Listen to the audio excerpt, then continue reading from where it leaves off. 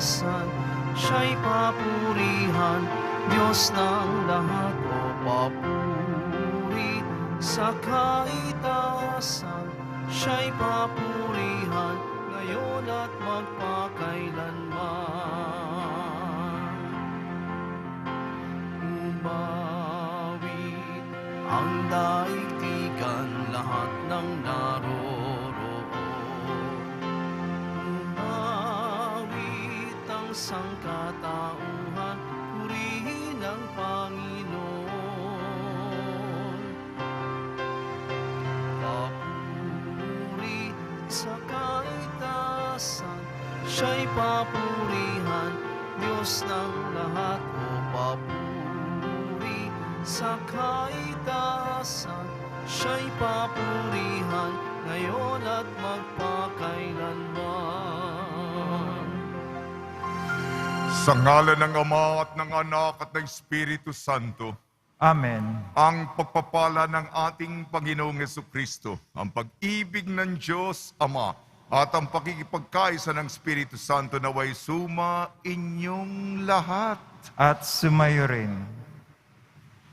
Sa araw ng Sabado, lumalapit po tayo sa pagkalinga ng mahal na Birheng Maria. Tayo po'y mapapalad sapagkat meron tayong nanay na nagdadasal para sa ating kapakanan. Tayo'y kanyang mga anak. Kung paano niya minahal si Jesus, ganon ang kanyang pagmamahal sa atin. At ang taimpim niyang dasal, dahil mga anak niya tayo, mapabilang tayo sa kaharian. Kaya ang ating kaluluwa, ang kaligtasan ng ating kaluluwa, ang prioridad niya. Kaya lang tayo, minsan ayaw natin na mapabilang sa langit dahil pinipili natin ang ating mga kasalanan. Patuloy pa siyang umaasa. Pumapatnubay, gumagabay, umiiyak kung tayo'y nawawala. Mga kapatid, aminin po natin ating mga kasalanan upang tayo maging marapat gumanap sa banal na pagdiriwang. Naamin ko sa mga pangyarihan Diyos at sa inyo mga kapatid, na lubha ako nagkasala sa isip, sa salita, sa gawa, at sa aking pagkukulang. Kaya sinasamo ko sa mahal na Birheng Maria, sa lahat ng mga anghel at mga banal, at sa inyo mga kapatid, na ako'y panalangin sa Panginoong ating Diyos. Kaawaan tayo ng makapangyarihan Diyos, patawarin tayo sa ating makasalanan, at patnubayan tayo sa buhay na walang hanggan. Amen. Panginoon, kaawaan mo kami. Panginoon, kaawaan mo kami. Kristo, kaawaan mo kami. Kristo, kaawaan mo kami.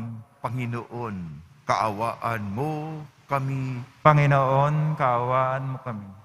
Manalangin tayo.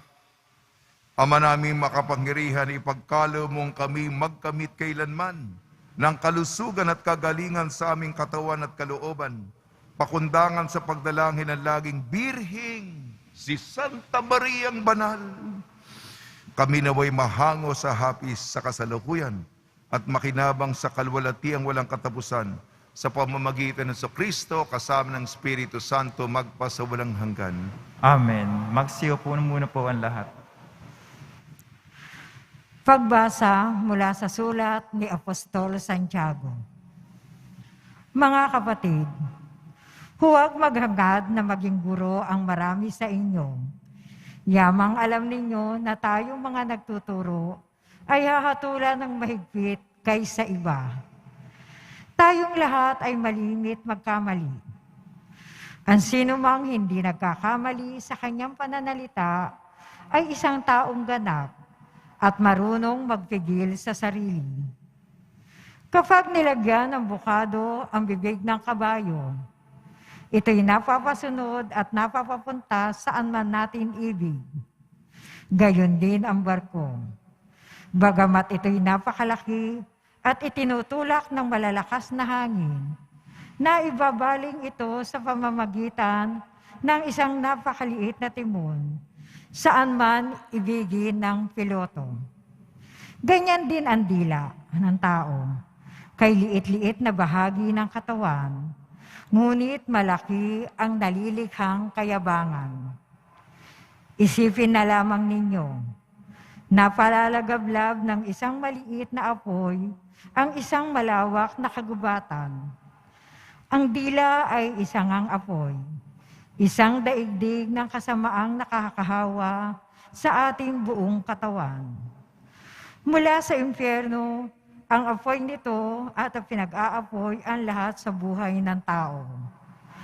Lahat ng uri ng ibon at hayop na lumalakad o gumagapang o nakatira sa tubig ay kayang supilin at talagang nasusupil ng tao. Ngunit walang makasupil sa dila. Ito'y napakasama at walang tigil, puno ng kamandag na nakamamatay. Ito ang ginagamit natin sa pagpupuri sa ating Panginoon at Ama. At ito rin ang ginagamit natin sa pag-alimura sa tao na nilalang nakalarawan ng Diyos. Sa iisang bibig nanggagaling ang pagpupuri at pag-alilimura. Hindi ito dapat mangyari, mga kapatid. Ang salita ng Diyos. Salamat sa Diyos. Poon kami yung ingatan, huwag mo kaming pabayaan. Poon kami yung ingatan, huwag mo kaming pabayaan. Ako o poon, iligtas mo sana. Mabubuting tao ngayon ay wala na. Wala nang matapat ngayong makikita. Pawang sinungaling sa isa't isa. Pakunwaring lahat ang salita nila. Poon kami yung ingatan, huwag mo kaming pabayaan. Patigilin mo madaldal na dila at salhan ang bibig ng hambog magwika. Yaong palagi nang ang sinasalitay, kami magsasabi niyong aming nasat. Sinong mag-uutos sa amin? Sino nga? Poon kami yung ingatan, huwag mo kaming pabayaan. Pangako mo poon ay maaasahan. Ang nakakatulad ay pilak na lantay. Tinunaw sa hurno. Matapos mahukay, 7 beses ito na pinadalisay.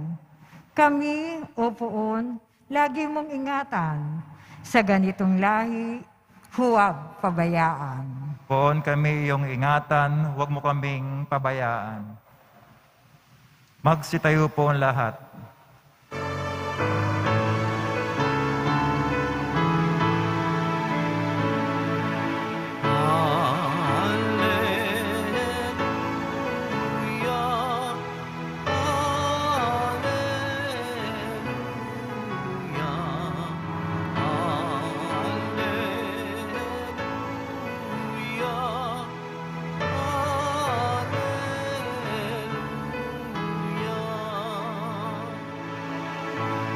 Nagsalita ang Diyos Ama, ang anak kong sinisinta, ay narito, dinggin niyo siya.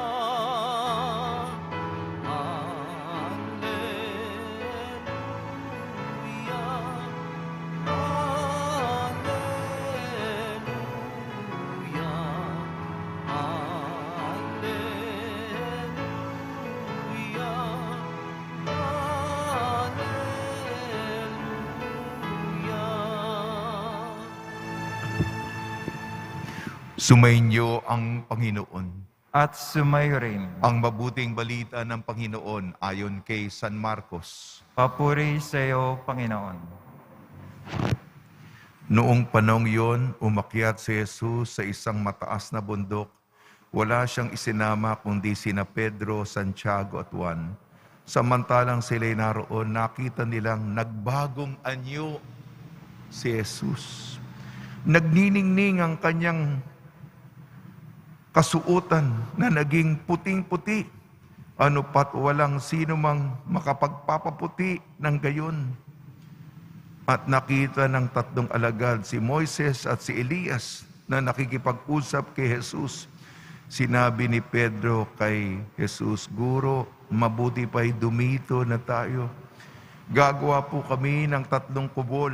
Isa sa inyo, isa kay Moises, isa kay Elias. Hindi nalalaman ni Pedro ang kanyang sinasabi sapagkat masyado ang takot niya at ang kanyang mga kasama at nililiman sila ng isang alapaap at mula rito'y may tinig na nagsabi, Ito ang minamahal kong anak. Pakinggan ninyo siya. Pagdakay tumingin ang mga alagad sa paligid nila at nakitang wala na silang kasama roon kung hindi si Jesus. Habang bumababa sila sa bundok ay mahigpit na itinagubilin sa kanila ni Jesus.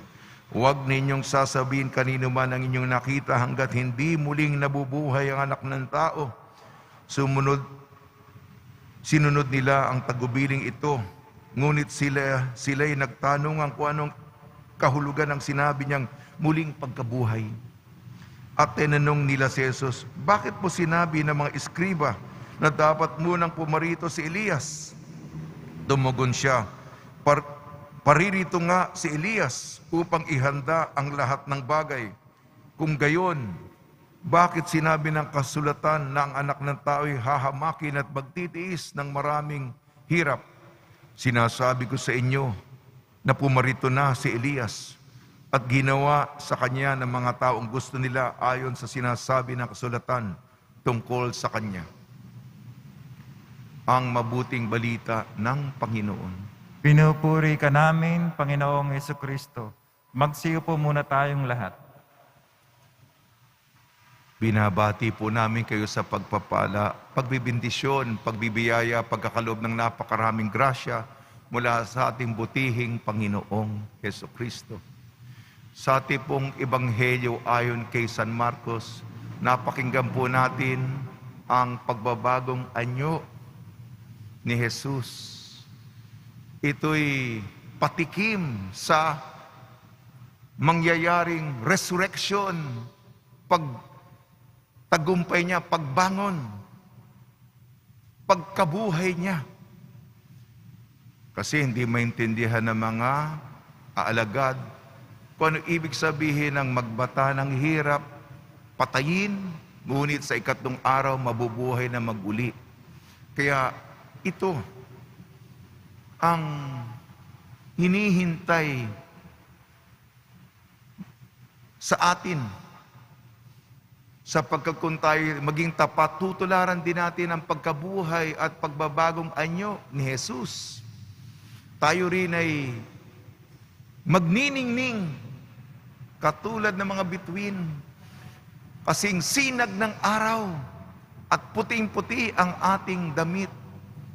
Kaluwalhatian, tagumpay at panalo. Ngunit dadaan tayo sa mga pagsubok, suliranin, problema, hamon. Kumapit lamang tayo.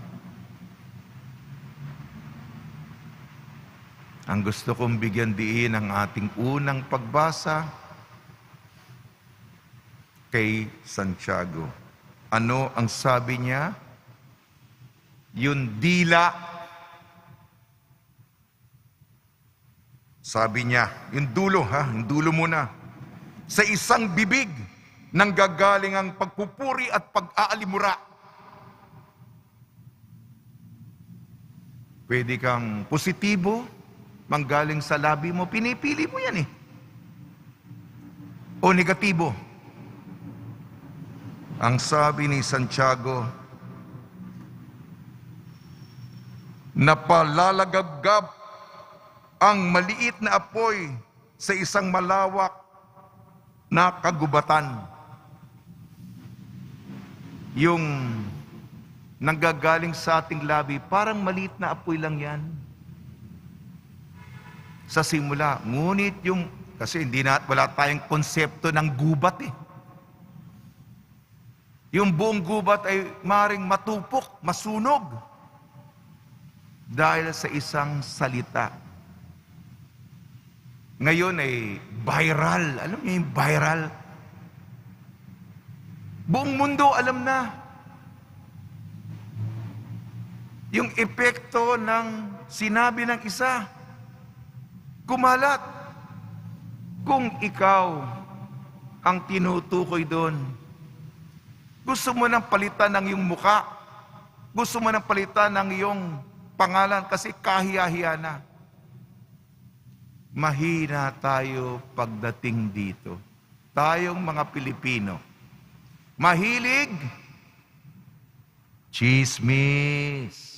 Kaya meron tayong bagong kataga, mga Marites, Marisol, at marami pa.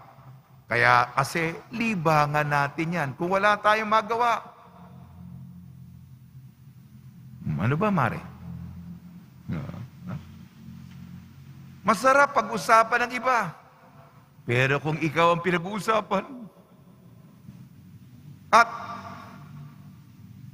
tayong mga Pilipino, yan, katangian naman natin. Pwede tayo magpatawad. Mga Kristiyano tayo. Ngunit mahirap tayong makalimot. Kahit na ba ilang dekada na yan. Kasi sa ibang kultura, pagkatapos ng mahabang panahon, lipas na. Nakalimutan na, hindi ang Pinoy. Di ba? Kasi naalala mo noon, parang kanina lamang, parang sinariwa. Ganyan tayo. Hindi po ba? Kaya pakaingatan, mga kapatid, ang manggagaling sa bibig natin.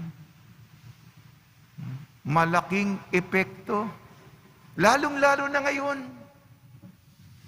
Yung mga negatibo, kalat kagad. Social media. Hindi ba mga salita yan? Ang sasakit, nakakahati. Kaya, yan lang po. Gusto ko nang pahabain pa yung aking homilya, yung bukod sa chismis, yung pagmumura. Naku, akala natin uso yung mga artista sa pelikula, yun ang sinasabi, gagayahin ko nga. Puro mga mura yun. Wala naman nakikinig sa pari. Kung imbis na magmura, mabigla ka, malulutong na mura. Wala na ako naririnig na purihin ang Santisima, Ama, Anak, at Espiritu Santo. O katamis-tamisang Jesus. Kung nabibigla, may nagsasalita ba ganon? Yung Sus Mariosep. Yung Sus Mariosep, Jesus, Maria, at Jose. Pwede pa yon. Pero kung nabibigla tayo, nako, puro mura. Yung iba pa, English pa. Nako, parang uso. Ayun, may mga bata dito. Sasabihin mo sa bata, you are not good enough.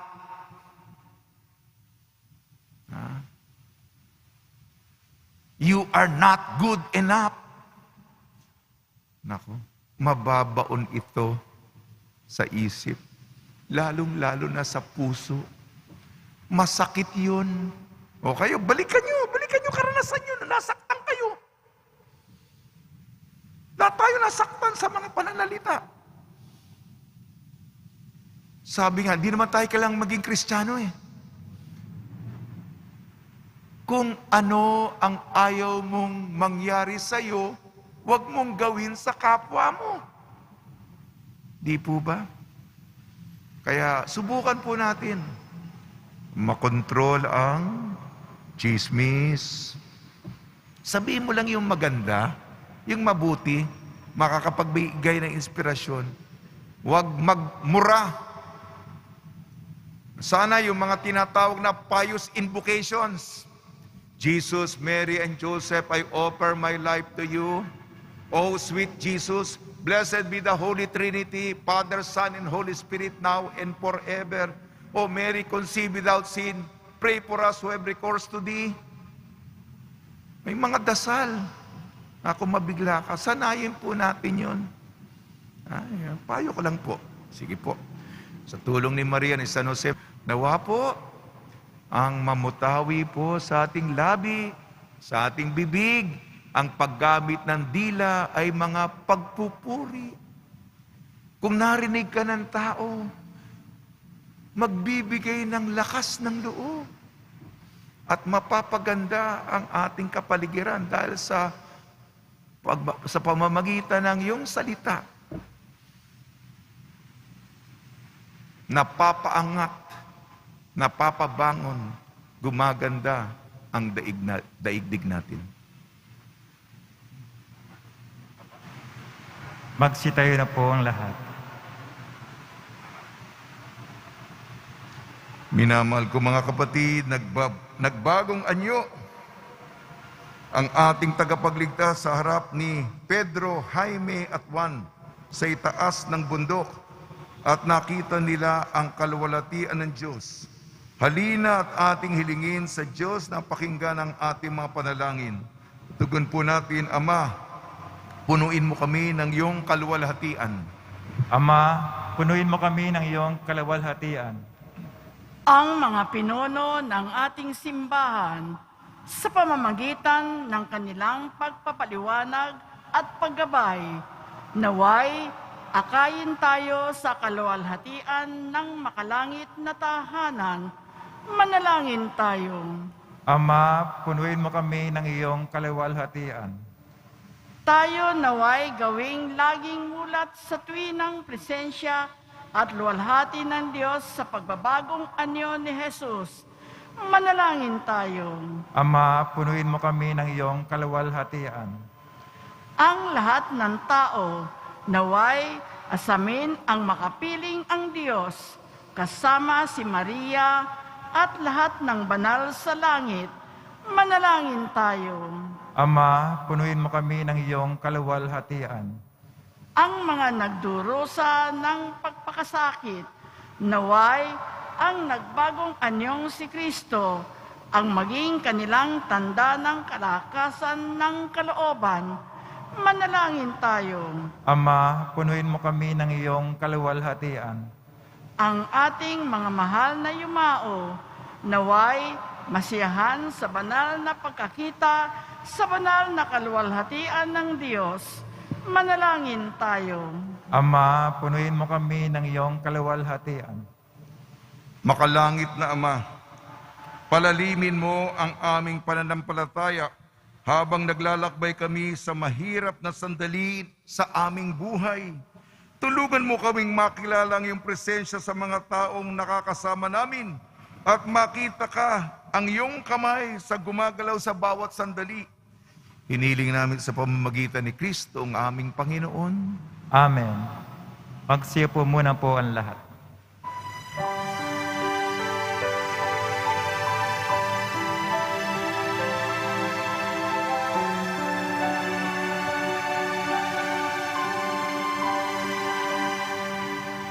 O Diyos, awang di mabilang, tanggapin mo yahing aming alay. Gawin ito bilang tanda ng aming kaligtasan. Narito, O Ama, alak at tinapay, bunga ng lupa at ng aming paggawa.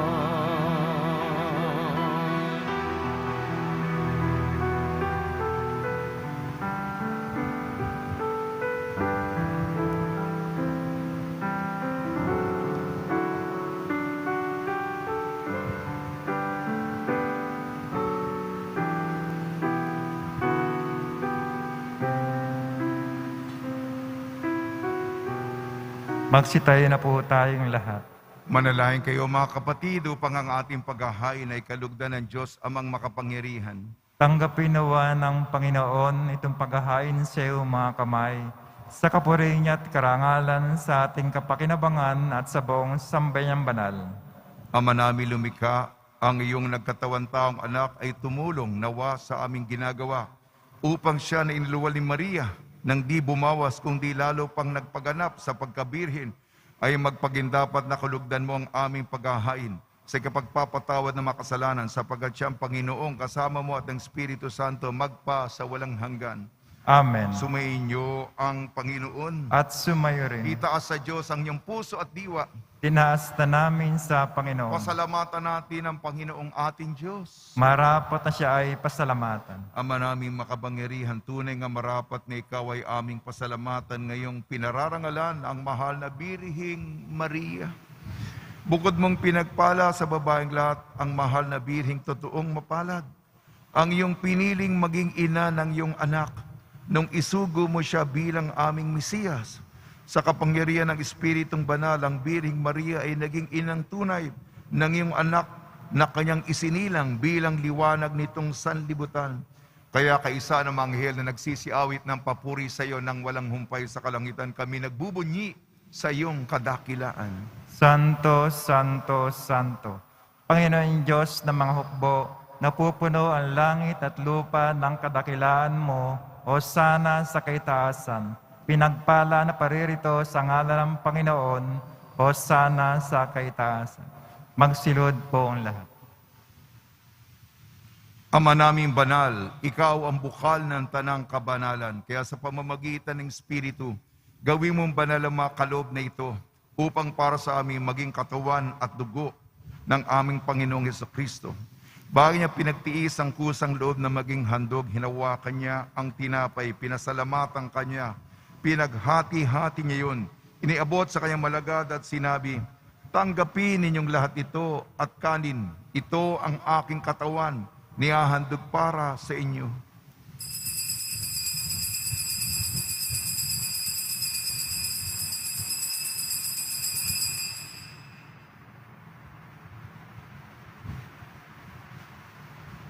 Gayun din naman nung matapos ang hapunan, hinawakan niya ang kalis, muli kanyang pinasalamatan. Inabot niya ang kalis sa kanyang malagad at sinabi, tanggapin ninyong lahat ito't inumin. Ito ang kalis ng aking dugo, ng bago at walang hanggan tipan. Aking dugo na ibubuhos para sa inyo at para sa lahat. Sa kapagpapatawad ng makasalanan, gawin ninyo sa pag-alala sa akin.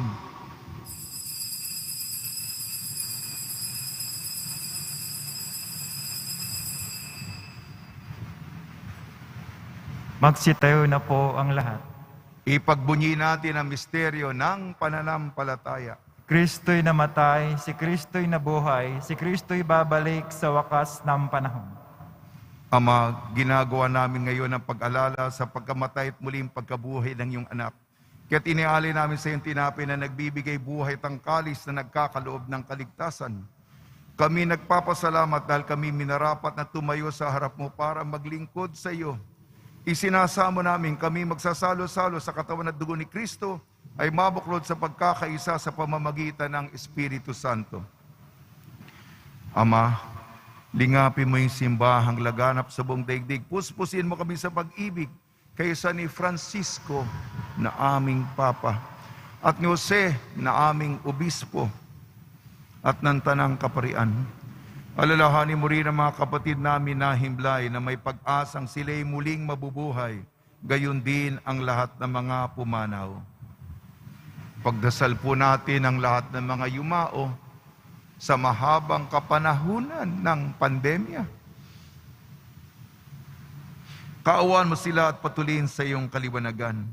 Kaawaan mo at pagidapatin kami lahat na makasalo sa iyong buhay na walang wakas, kaysa ng mahal na Birhing Maria na ina ng Diyos, Nuestra Señora de la Buena Hora, ng kabiyak na puso niyang si San Jose, kaysa ng mga apostol, San Aloysius Gonzaga, San Sebastian, San Lazaro, San Roque, San Juan Bautista at ang lahat ng mabanal. na namuhay dito sa daigdig ng kalugod-lugod sa iyo. May pagdiwang nawa namin ang pagpupuri sa ikararangal mo sa pamamagitan ng anak na aming Panginoong Jesucristo. Sa pamamagitan ni Kristo, kasama niya at sa Kanya, ang lahat ng parangal at papuri ay sa iyo, Diyos amang makapangyarihan, kasama ng Espiritu Santo, magpasawalang hanggan. Amen. Sa tagubili naman nakakagaling na utos at turo ni Jesucristo na Panginoon natin at Diyos, ipahig natin ng lakas loob. Ama namin, sumasalangit ka, sambahin ang ngalan mo, mapasamin ang kaharian mo, sundin ang loob mo dito sa lupa para nang sa langit. Bigyan mo kami ngayon ng aming kakanin sa araw-araw at patawarin mo kami sa aming mga sala para ng pagkapatawad namin sa nagkakasala sa amin. At huwag mo kami ipahintulot sa tukso at iadya mo kami sa lahat ng masama. Hiniling namin kami iadya sa lahat ng masama, pagkalooban ng kapayapaan, araw-araw iligtas sa kasalanan at ilayo sa lahat ng kapahamakan. Samantalang aming pinananabikan ang dakilang araw ng pagpapahayag ng tagapagligtas naming si Jesucristo. Sapagkat iyong kaharian at ang kapangyarihan at kapurihan magpakailanman. Amen. Panginoon sa Kristo, sinabi mo sa iyong mga apostol, kapayapaan na iniiwan ko sa inyong aking kapayapaan na ibinibigay ko sa inyo. Tungyan mo ang aming pananampalataya at huwag ang aming mapagkakasala. At pagkalooban mo kami na kapayapaan at pagkakaisahin sa iyong kalooban, kasama ng Espiritu Santo, magpasawalang hanggan. Amen. Mga kapatid, mga kaibigan, sumainyo po ang kapayapaan ng ating Panginoon. At sumayo rin. Magbigayan po tayo ng kapayapaan sa isa't isa. Kordero ng Diyos na nag-aalis ng mga kasalanan sa libutan, maawa ka sa amin. Kordero ng Diyos na nag-aalis ng mga kasalanan sa libutan, maawa ka sa amin. Kordero ng Diyos na nag-aalis ng mga kasalanan sa libutan, ipagkaloob mo sa amin ang kapayapaan. Magsilod po ang lahat. Ito ang kordero ng Diyos, ito nag-aalis ng kasalanan ng sanlibutan, mapalad na mga inayayahan sa kanyang piging. Panginoon, di karapat-dapat na magpatuloy sa iyo, ngunit sa isang salita mo lamang ay gagaling na ako.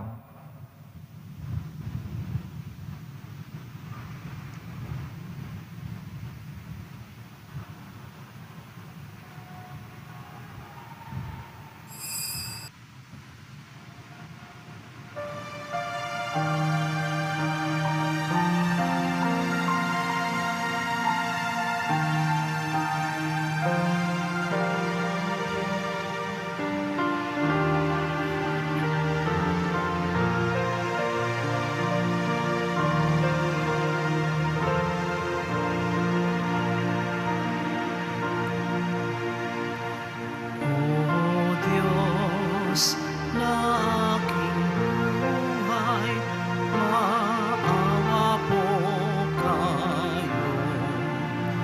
Ingatan aming bahay, pinsala'y inayo.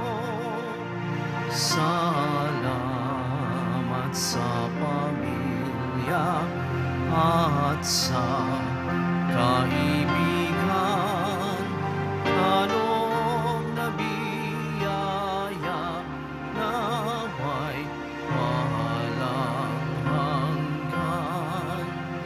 May sakit, pagalingin, hirap ay mapawi. Amin pong panalangin, langit ay mabawi.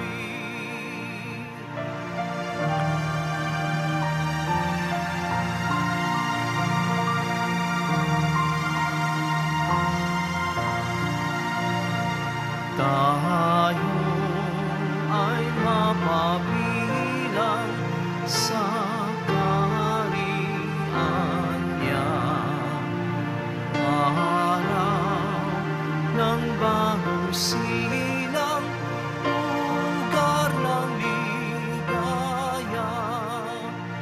Kapiling si Maria, pati si San Jose, anghel na masasaya, apostol na doon.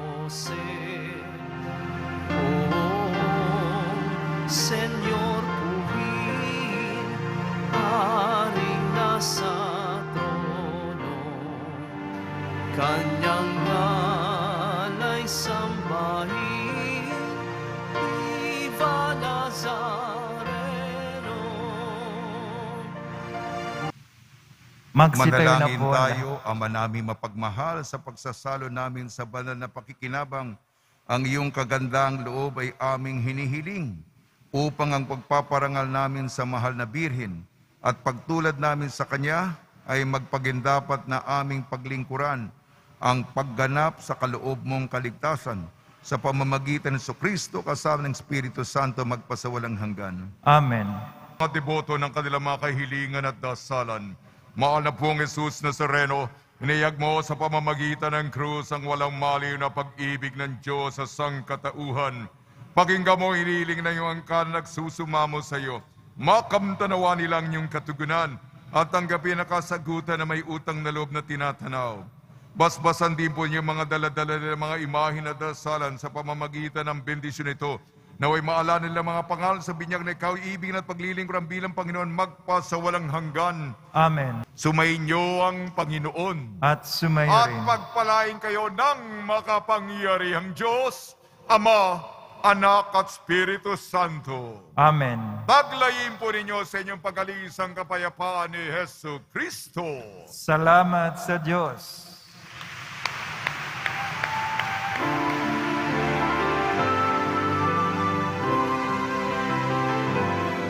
Nuestro Padre Jesús Nazareno, sinasamba ka namin,